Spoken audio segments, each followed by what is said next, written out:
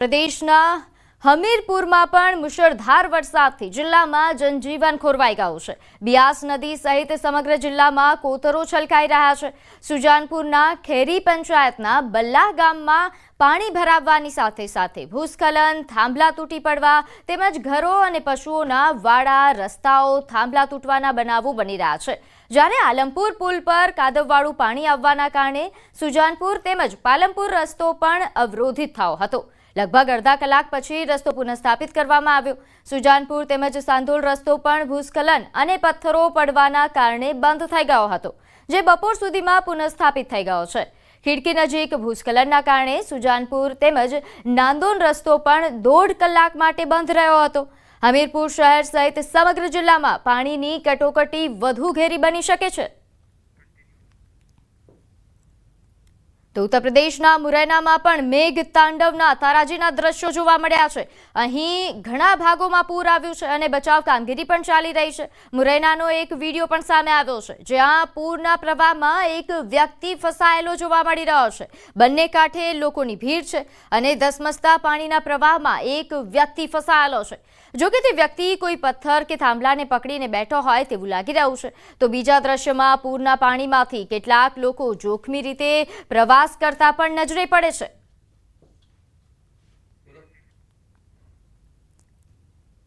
તો ઉત્તરકાશીમાં વાદળ ફાટવાની ઘટના બાદ યમનોત્રી હાઈવે 3 દિવસ માટે બંધ છે। વાદળ ફાટવાથી અહીં શ્યાનચટ્ટીથી જાનકી ચટ્ટી સુધી 850થી વધુ મુસાફરો ફસાયા હતા। અત્યાર સુધી 400થી વધુ યાત્રાળુઓને પગપાળા બચાવ્યા। ભારે વરસાદ અને ભૂસ્ખલનના કારણે નુકસાન પામેલા યમનોત્રી રાષ્ટ્રીય ધોરીમાર્ગને પુનઃસ્થાપિત કરવા માટે યુદ્ધના ધોરણે કામ ચાલી રહ્યું છે।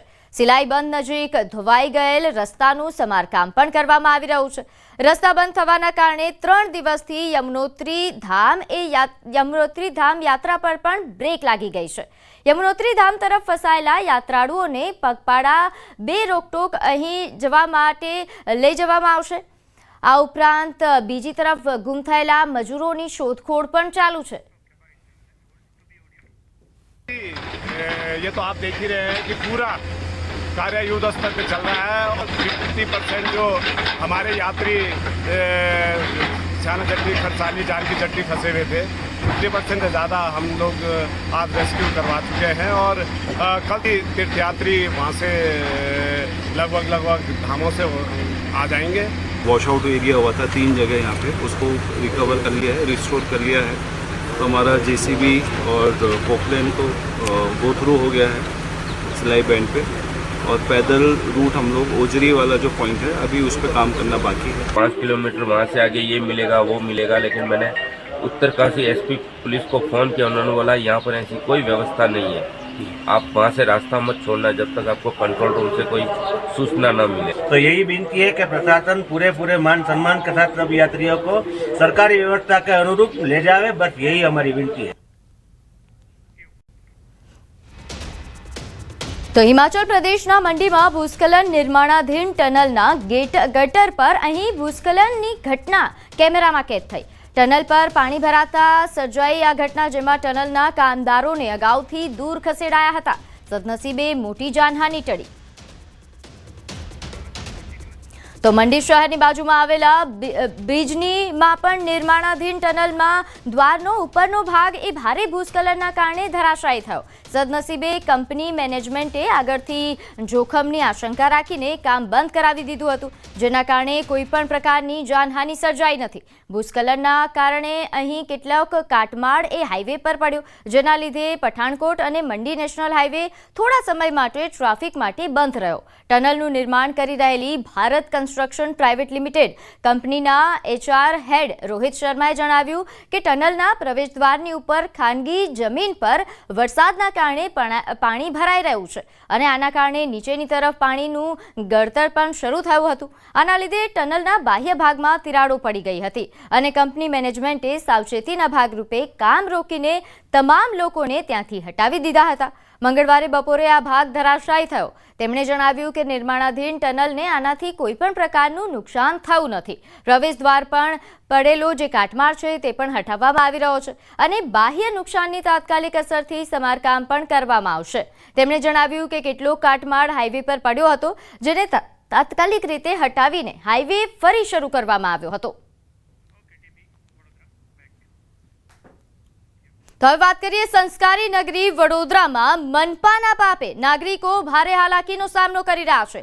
ઠેર ઠેર ખાડાનું સામ્રાજ્ય જોવા મળી રહ્યું છે. મનપા કમિશનરે ફાયર વિભાગને ખાડા ગણવાની જવાબદારી સોંપી છે, પરંતુ તે માત્ર નામની હોય તેવું લાગી રહ્યું છે. મનપા ખાડા પૂરો અભિયાન શરૂ કર્યા હોવાનો પણ દાવો કર્યો છે, પરંતુ આ અભિયાન માત્ર કાગળ પર જ હોય તેવું લાગી રહ્યું છે. શહેરના રસ્તાની સ્થિતિ દયનીય જોવા મળી રહી છે.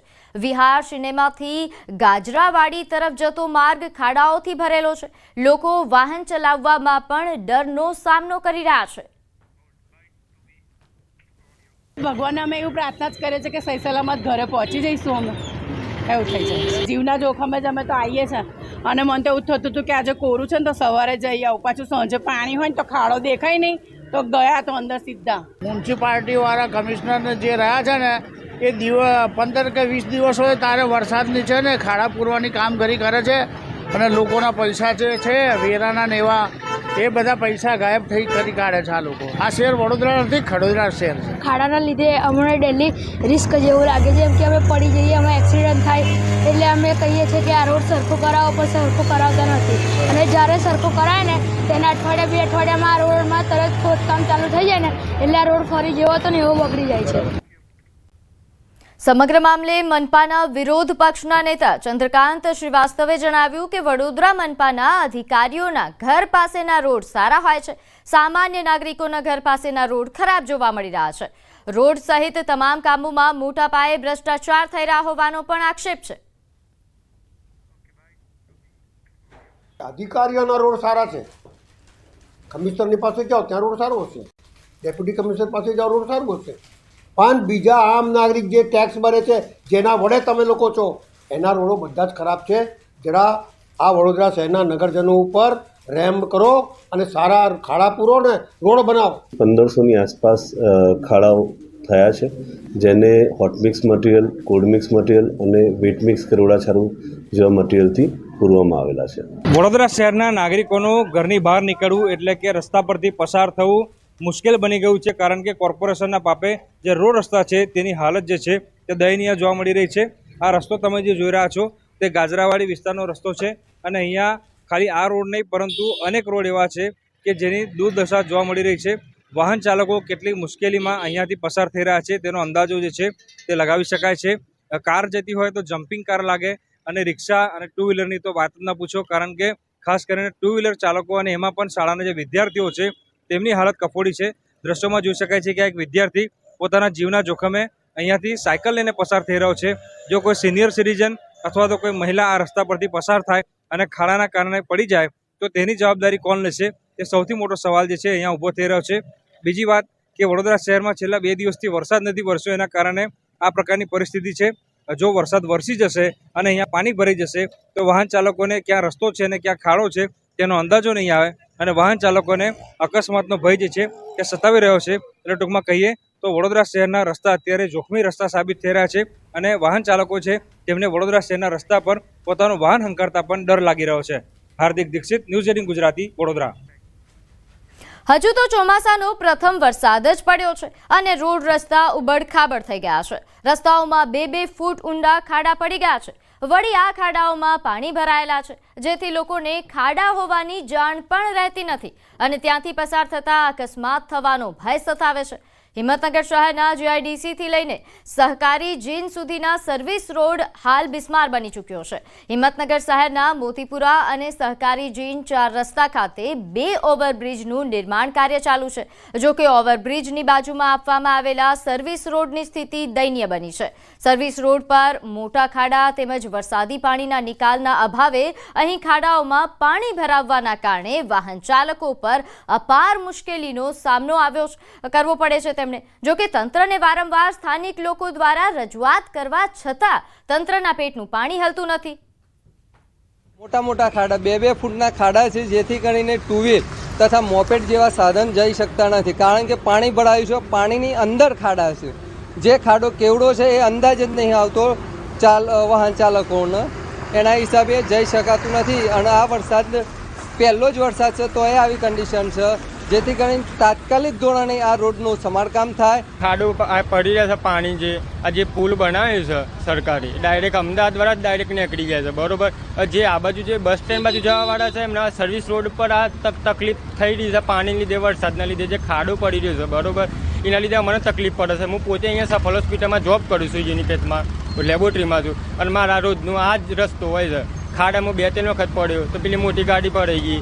હમણાં હાલ તમે જોયું હશે તો હમણાં હાલ જ હું ત્યાંથી આવ્યો ને તો આ જુઓ ગાડીની પત્તર રગડી ગઈ, બરોબર.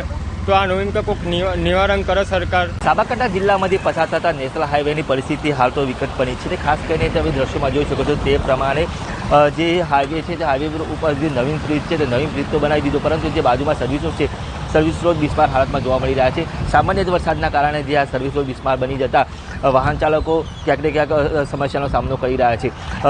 અનેકવાર જે વાહન ચાલકો અહીંયા ફસાતા હોય છે તેના કારણે ટ્રાફિક જામના દ્રશ્યો પણ સર્જાતા હોય છે. જે રીતે એક રિક્ષા પણ જે પાણીમાં જે ખાડામાં ફસાઈ હતી તેના કારણે મહિલા દ્વારા રિક્ષા ઉપર પણ ધક્કો મારવામાં આવ્યો હતો, અને 10-15 મિનિટની જહેમત બાદ જે આ રિક્ષા જે પાણીમાંથી નીકળી હતી. આ પ્રકારના દરરોજ દ્રશ્યો સામે આવતા હોય છે. ત્યારે અનેકવાર રજૂઆત કરવા છતાં પણ તંત્રનું બેગનું પાણી પણ હલતું નથી. અનેકવાર રજૂઆત કરવા છતાં પણ જે આ છેલ્લા 6 વર્ષથી જે આ હાઈવેનું કામ ચાલી રહ્યું હતું, 4 લેનમાં 6 લેન રૂપાંતર, પરંતુ ક્યાંક ને ક્યાંક હજી સુધી પૂર્ણ ન થયું તેવું લાગી રહ્યું છે. ત્યારે વાહન ચાલકો અનેકવાર આ મુશ્કેલીનો સામનો કરી રહ્યા છે. ત્યારે આ સમસ્યાનો